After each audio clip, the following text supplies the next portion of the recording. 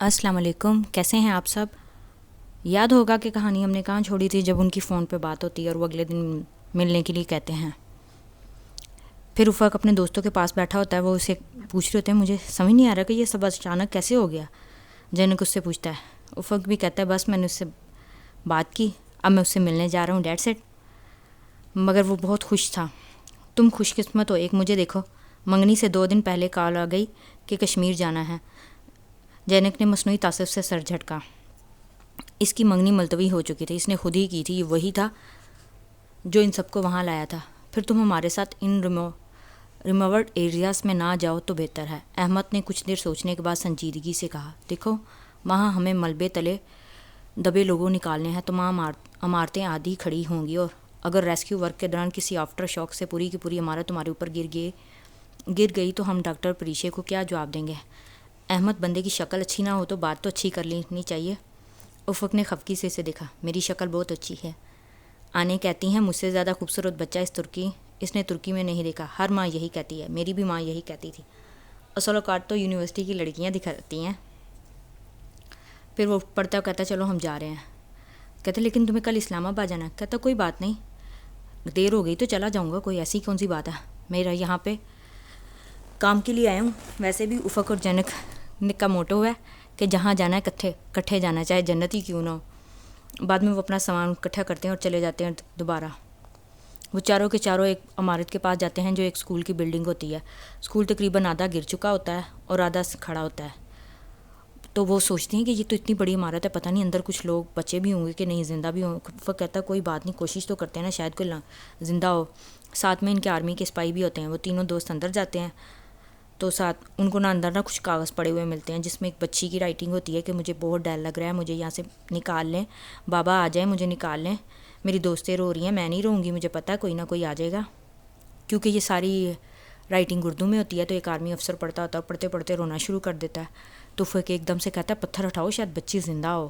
پھر وہ پتھر ہٹاتے جاتے ہیں، لیکن وہ بچی کو جب دیکھتے ہیں بچی زندہ نہیں ہوتی، لیکن وہ پھر بھی بچی کی باڈی کو باہر نکالتے ہیں. ابھی جب وہ بچی کی باڈی کو نکال ہی رہے ہوتے ہیں تو ایک دم سے پھر زلزلہ آتا ہے، جس سے جو باقی کی کھڑی بلڈنگ ہوتی ہے وہ ان سب کے اوپر گر جاتی ہے. ادھر جو ہوتی ہے وریشی ہوتی ہے، وہ ڈاکٹر واسطی جو اس کے باس ہیں ان کو اپنا استعفیٰ دے رہی ہوتی ہے کہ میں استعفیٰ دے کے جا رہی ہوں. کہتا ہے چلیں آپ کو جب بھی واپس آنا ہو آپ کے لیے دروازے ہمیشہ کھلے ہیں. وہ پاس گزرتی نرس سے کہتی ہے کہ کسی پیشنٹ کو پوچھتی ہے کہ بلڈ لگا دیا اور کون سا بلڈ لگایا ہے. تو نرس کہتی او پازیٹیو. کہتی کون سی بلڈ کی کمی ہے ہاسپٹل میں؟ تو نرس کہتی او نیگیٹو تو بالکل نہیں ہے اور نہ ہی بلڈ بینک سے ابھی مل رہا ہے. کہتی چلو کوئی بات نہیں، آج میرا آخری دن ہے، آج کا دن کام کر لوں. پھر وہ بیٹھی اپنی دوستوں ایک کو فون کرتی ہے، وہاں پہ بھی بات کر کے اس کو بھی بتاتی ہے کہ میں چھوڑ رہی ہوں جاب.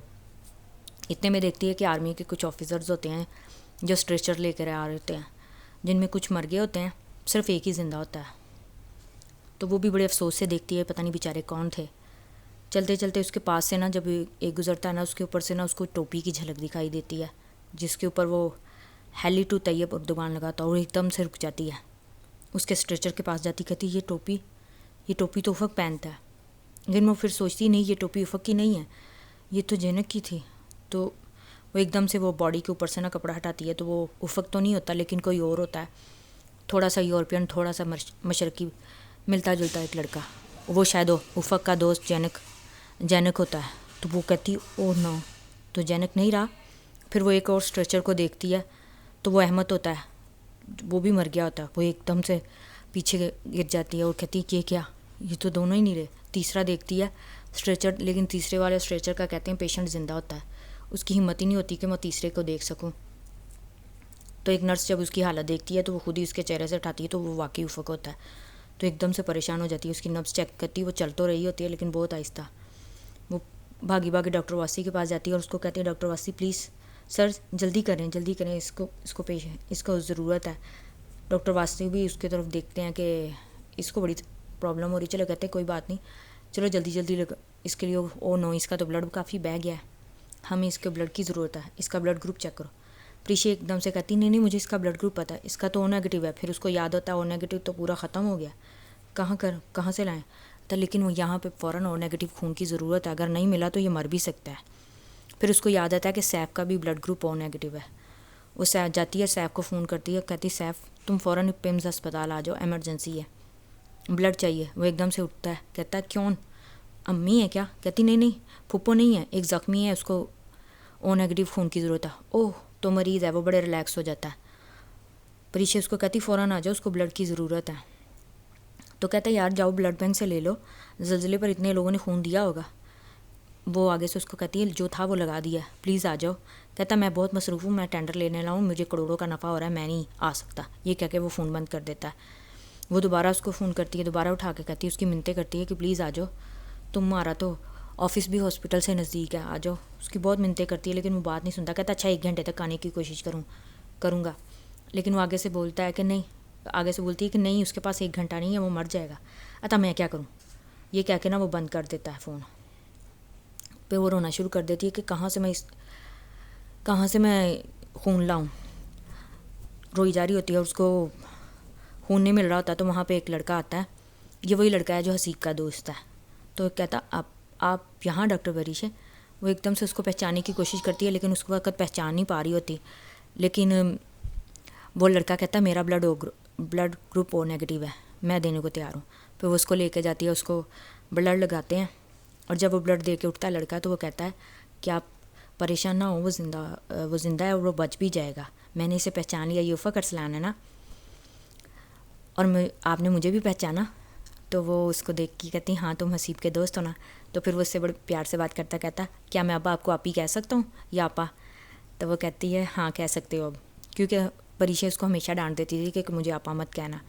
تو وہ چلا جاتا ہے اس کو آپا کہہ کے. ادھر وہ پھر افق کے پاس دوبارہ آتی ہے, ڈاکٹر وغیرہ اس کو سارے چیک کر رہے ہوتے ہیں, لیکن وہ بے ہوش ہی ہوتا, ہوش میں نہیں آتا. وہ اس کے پاس آتی ہے, افق اٹھو, سونا نہیں ہے, سو گئے تو پھر نہیں جاگو. کہ ایک دم سے وہ اس ڈرامہ میں چلی جاتی ہے جب وہ برف میں قید تھے, تو وہاں پہ ان کو کوئی بچانے والی نہیں تھا. کبھی اس کے برف والا یاد آ رہتا ہے, کبھی یہ, تو وہ ایک دم سے نا وہ خود آؤٹ آف کنٹرول ہو جاتی ہے. تو ڈاکٹر سارے اس کو کہتے ہیں کہ آپ سنبھالیں اپنے آپ کو, یہ ابھی بے ہوش ہے, ہوش میں تو نہیں آیا لیکن بے ہوش ہے, تو پلیز آپ نہ بولیں. کہتی رونا شروع کر دیتی ہے. کہتا ہے اس کا ہوش میں آنا ضروری ہے, ایک بار ہوش میں آئے گا تو پتہ چل جائے گا. کہتی نہیں اسے اٹھائیں اس کو اٹھائیں. وہ بار بار اس کو ہلاتی جاتی ہے لیکن وہ اٹھتا نہیں ہے. تو اس کے پاس آ کے نا کان میں کہتی ہے کہ تم اٹھ جاؤ, تمہیں تمہارے اس عشق کا واسطہ جو تم نے مجھ سے کیا, اٹھ جاؤ. تو ایک دم سے افق کی آنکھیں کھلتی ہیں لیکن وہ فوراً بند ہو جاتی ہے. تو وہ کہتی ہیں یہ پھر کیوں اس نے آنکھیں بند کر لی؟ ڈاکٹر کہتے ہیں کہ نہیں اب یہ خطرے سے باہر ہے, بس اب یہ بے ہوشی میں ہے, اب اس کو کوئی خطرہ نہیں, اب بچ جائے گا یہ. تو وہ بڑی خوش ہو رہی ہے, کہتی ہاں وہ بچ جائے گا نا. ڈاکٹر واسطی کہتے ہیں ہاں وہ بچ جائے گا, تم پریشان مت ہو. پھر وہ بہت خوش ہوتی ہے کہ وہ بچ گیا ہے. اور تب وہ ڈاکٹروں کو دیکھتی ہے کہ ڈاکٹر اس کا ایک پیر کاٹ رہے ہوتے ہیں, کیونکہ اس کا پیر جو ہوتا ہے نا بری طرح کچلا گیا ہوتا ہے, جس کی وجہ سے وہ اس کی جان کو خطرہ ہو سکتا ہے, اس لیے اس کا پیر. تو کہنا چاہتی ہوتی ہے کہ اس کے پاؤں مت کاٹیں, اس کا پاؤں مت کاٹیں, اگر پاؤں کاٹ گیا تو وہ پہاڑوں پر کیسے چڑھے گا اور گھوڑوں پر کیسے بیٹھے گا. لیکن نہیں, ان کو ڈاکٹروں کو ان کا پیر کاٹنا ہی پڑتا ہے. وہ پرسکون ہو کر سو رہا ہوتا ہے اور اس کا پاؤں کٹ جاتا ہے. پریشا بھی وہاں تھکی بیٹھ جاتی ہے اور ماتھے پر رات رکھتی ہے اور سوچتی ہے کہ یہ زندہ ہے. بعد میں وہ کہتی میں تمہیں کبھی بھی اب پہاڑوں پر نہیں جانے دوں گی, چاہے جو مرضی ہو, تمہارے دونوں دوست چلے گئے, اب تم کبھی واپس نہیں جاؤ گے. پھر وہ افق کی جیب چیک کرتی ہے, جیب میں اس کو وہ پتھر ملتا ہے جو اس کی پاکٹ میں ہوتا ہے. اس جیب کو دیکھ کے اس کو کئی باتیں یاد آتی ہیں, لیکن وہ یہ بھی سوچتی ہے کہ اب یہ کبھی گھوڑا نہیں دوڑا سکے گا اور نہ ہی یہ پہاڑوں پر چڑھ سکے گا. قراقرم کی پری کو بالآخر اس کا کوہ پیما مل ہی گیا تھا. جمعہ 30 جون 2006. پورا ایک ہال خوبصورتی سے آراستہ ہوتا ہے جہاں پہ صدارتی تقریب ہو رہی ہے. اس میں افق پریشے اور احمد کی بیوی سلمہ وہ سارے بیٹھے ہوتے ہیں, اور بھی کئی آرمی آفیسرز اور بھی کئی ایسے لوگ جنہوں نے زلزلے متاثرین کے دوران کافی کچھ کھویا تھا, وہ بھی لوگ بیٹھے ہوتے ہیں. صدر اور کی وہاں کے عوامی باشندے ان کو مطلب دے رہے ہوتے ہیں, اعزاز دے رہے ہوتے ہیں. تو پھر افق کو بھی بلایا جاتا ہے اعزاز دینے کے لیے.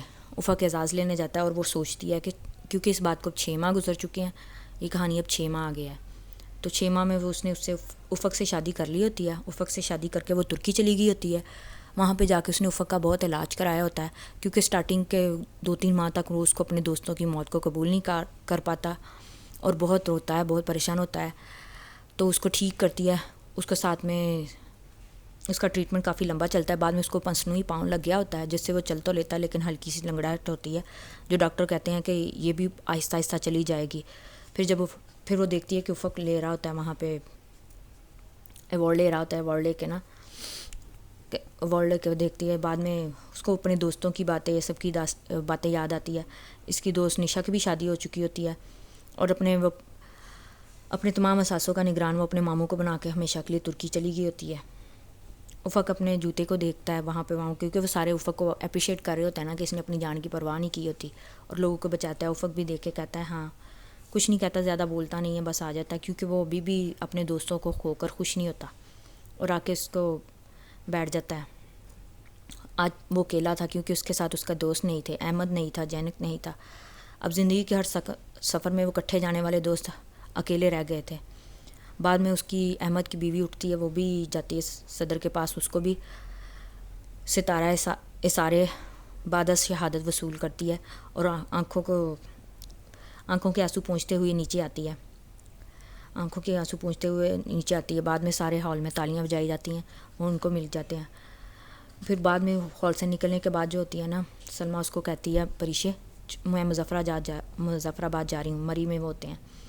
کہتی نہیں، مجھے نہیں جا رہا. تم جانا چاہتی ہو؟ کہتی مجھے نہیں جانا مظفر آباد. افق جو ہوتا ہے نا ان سے دور کھڑا ہوتا ہے، تو وہ کہتی نہیں، میں نہیں جانا چاہتی. میں نا وہ جگہ دیکھنا چاہتی ہوں جہاں پہ نا احمد نے اپنی آخری سانسیں لی. سارے لوگ کہتے تھے وہ شکل سے معصوم نظر آتا ہے، لیکن وہ سچ میں بہت معصوم تھا، وہ بہت اچھا تھا. ایک دم سے بارش شروع ہو جاتی ہے تو افق بھی ان کے پاس آتا ہے، آ کے کھڑا ہو جاتا ہے. تو سلمیٰ ان دونوں کو اکیلا چھوڑ کے چلی جاتی ہے. تو افق اس کو کہتا ہے کہ جانتی ہو پری، یہ سب مظفر آباد کیوں جا رہے ہیں؟ سب نیلم اسٹیڈیم میں آرمی کیمپ کے باہر وہ خیمہ دیکھنا چاہتے ہیں. میں جانا نہیں چاہتا، لیکن میں ایک بار پھر بھی وہاں جاؤں گا، اور یہ بھی جا رہی ہے، سلمیٰ بھی جا رہی ہے، تو اس کو جانا ہی چاہیے. سلمیٰ پھر افق جو ہوتا ہے نا چھتری کے نیچے آ جاتا ہے. کہتی تم بھیگ کیوں رہے ہو؟ کہتے نہیں کوئی بات نہیں.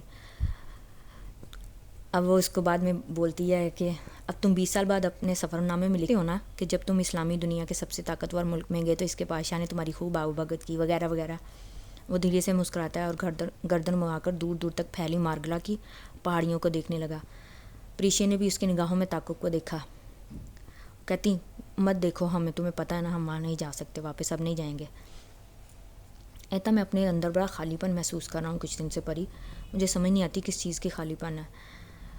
کہتی وہ آگے سے کہتی ہے نہیں ہم نہیں جائیں گے، مجھے پتہ چل رہا ہے تم کیا کہنا چاہتے ہو. کہتے ہیں وہ پہاڑ رکا پوشی آج تک کسی نے سر نہیں کیا، لیکن میں کوشش کرنا چاہتا ہوں. کہتی نہیں افق، حسین ارسلان، ستارہ اثار، آپ کیا سوچ رہے ہیں؟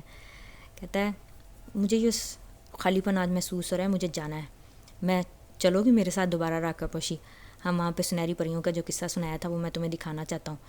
وہاں پہ واقع آتی ہیں، تیز ہوا کا ایک جھونکا آتا ہے تو ان کی چھتری اڑ جاتی، وہ پیچھے نہیں جاتے. اور پری اس کو کہتی ہے کہ نہیں، تم نے اور میں نے وعدہ کیا تھا کہ اب ہم اچھے بچوں کی طرح گھر رہیں گے اور ہم کبھی بھی کوہ پیمائی نہیں کریں گے. وہ پریشے کی بات سن کر مسکرا پڑتا ہے اور کہتا ہے کہ اس کے کندھوں پہ ہاتھ رکھتا ہے اور اس کو اپنے قریب کر کے کہتا ہے ویسے کیا کوہ پیمائی بھی کچھ چھوڑنے والی چیز ہے؟ تو یہ تھی کہانی. امید ہے اگر آپ کو اچھی لگی ہے تو چینل کو لائک، سبسکرائب اینڈ شیئر کر دیں. اینڈ اس کہانی میں یہی ہے کہ انسانی فطرت نہیں چینج ہو سکتی. وہ اپنے آپ کو جو پہاڑوں میں ایک بار چلا جائے وہ وہاں پہ جانے کا شوقین ہو جاتا ہے، چاہے اس کے ساتھ کچھ بھی ہو جائے، لیکن وہ وہاں پہ جانا نہیں رک سکتا. اس طرح سے کوہ پیما کو پری تو مل گئی اور پری کو بھی وہ.